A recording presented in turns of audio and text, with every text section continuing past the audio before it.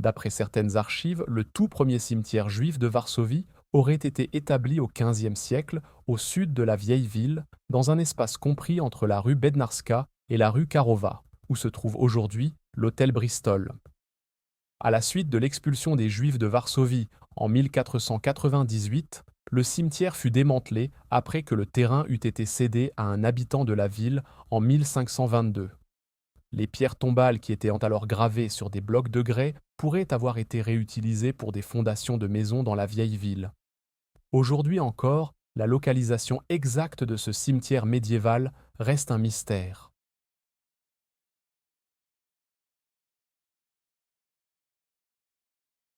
Vers 1780, le cimetière juif de Brudno, qui se trouve rive droite de la Vistule, fut créé à l'initiative d'un commerçant et banquier juif du faubourg de Praga, du nom de Shmuel Jakubowicz Sonnenberg.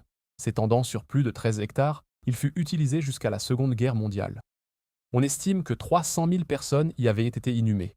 Aujourd'hui, on dénombre environ 4 000 pierres tombales qui ont été regroupées dans le secteur nord-est du cimetière au cours des années 1960. Fermé aux inhumations, il peut néanmoins être visité de nos jours, du lundi au jeudi, ainsi que son musée dédié aux rites funéraires juifs. On y accède facilement par tramway.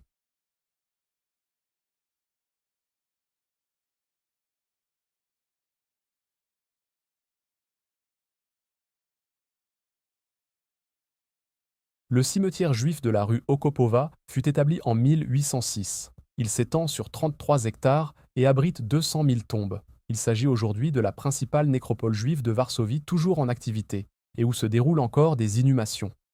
Ce site est également un lieu de visite pour de nombreux juifs de passage dans la capitale.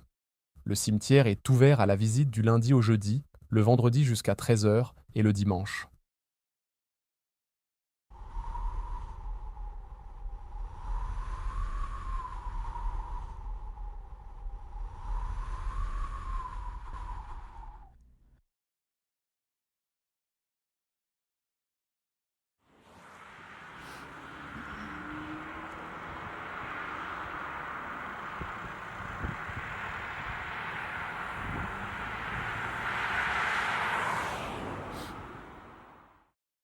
Un petit cimetière juif, connu sous le nom de cimetière juif de Varsovie-Falenica, se trouve dans le quartier de Radość.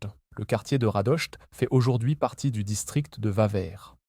D'après certaines sources, il aurait été fondé vers 1917 par la communauté juive de Falenica, une localité traversée par la route menant au sud vers Otwock, une station estivale prisée des Juifs de Varsovie durant l'entre-deux-guerres.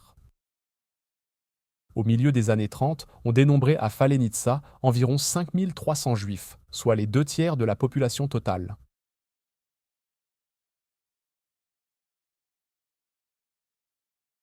Le cimetière était utilisé pour l'inhumation des Juifs des communes voisines comme Wawer, Wiązowna et principalement ceux de Falenica, qui reposaient auparavant dans le cimetière juif de Kartchev.